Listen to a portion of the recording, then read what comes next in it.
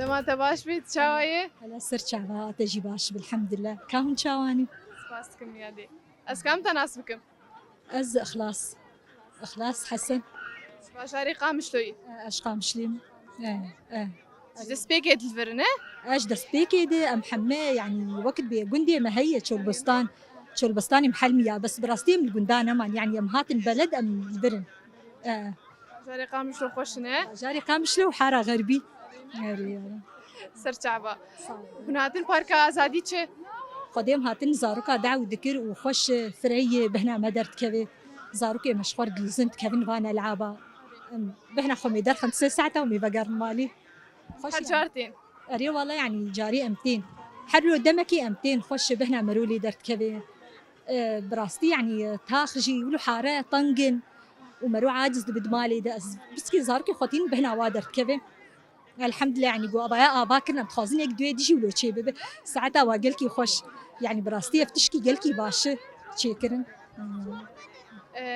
وقت بيبا عيجي شو عيدا ودر باسبو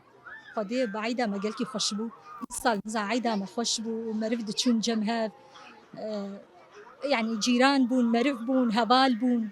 جلكي خوش بو أري والله عيدا ما جلكي خوش در باسبو إن شاء الله تاكلي شيء خوش شيكرن أري بخدي ما كل شيء كرن أري والله ما بياكل شيء عيد نخش أري والله ما كل شيء كرن مضيافة خو كاري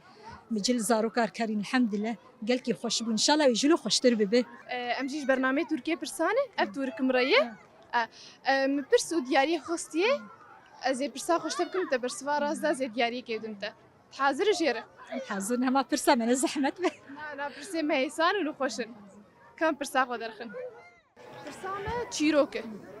از اشتر بیشم کیف چیروک نویساندی بیشه